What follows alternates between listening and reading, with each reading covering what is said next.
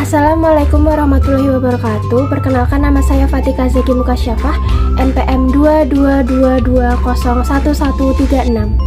Pada kesempatan kali ini saya akan menjelaskan dan menggambarkan bagian-bagian dari sel prokariotik. Sebelum menggambar bagian-bagian sel prokariotik, kita memerlukan beberapa alat dan bahan, yaitu buku gambar, pensil, penghapus, spidol hitam, dan yang terakhir yaitu kita membutuhkan pensil warna. Hal pertama yang kita lakukan yaitu menggambar sketsanya menggunakan pensil. Sambil menonton proses penggambaran sel prokariotik, di sini saya akan menjelaskan ada apa aja sih bagian-bagian dari sel itu. Pertama, kita bahas dari struktur paling luarnya dulu. Yang pertama yaitu kapsul. Kapsul ini terbentuk dari lendir yang menebal serta tersusun atas glikoprotein. Kapsul ini berfungsi sebagai lapisan pelindung, menjaga sel dari kekeringan, membantu meletakkan diri pada substrat, dan menunjukkan virulensi suatu bakteri.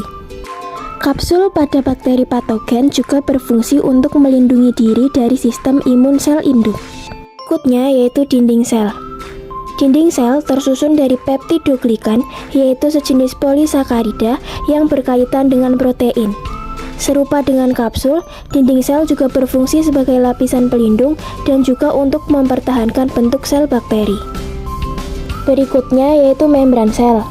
Membran sel atau membran plasma tersusun dari fosfolipid dan protein, sifatnya semi-permeabel dan berfungsi untuk mengatur keluar masuknya zat ke dalam dan keluar sel bakteri. Lanjut ke struktur sel berikutnya yaitu pili. Pili ini merupakan rambut-rambut halus yang tumbuh dari dinding sel. Fungsi pili yaitu untuk membantu perlekatan pada substrat dan penyaluran materi genetik pada saat konjugasi. Setelah itu, ada flagea atau disebut juga flageum. Flagea yaitu bulu cambuk terdapat pada dinding sel dan berfungsi sebagai alat gerak.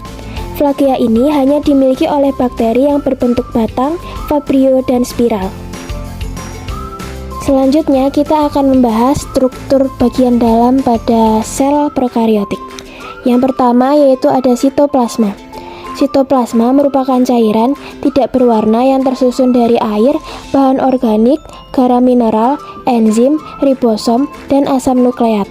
Sitoplasma ini berfungsi sebagai tempat terjadinya reaksi metabolisme pada bakteri. Berikutnya yaitu ribosom. Ribosom adalah organel kecil yang berfungsi sebagai tempat terjadinya sintesis protein pada sel prokariotik. Selanjutnya yaitu plasmid. Plasmid berfungsi dalam rekayasa genetika sebagai vektor yang membawa gen asing yang ingin disisipkan pada bakteri. Bagian sel yang terakhir yaitu nukleoid. Nukleoid adalah nukleus semu, tempat berkumpulnya DNA kromosomal bakteri. Nukleoid ini terdapat di inti dalam bagian sel.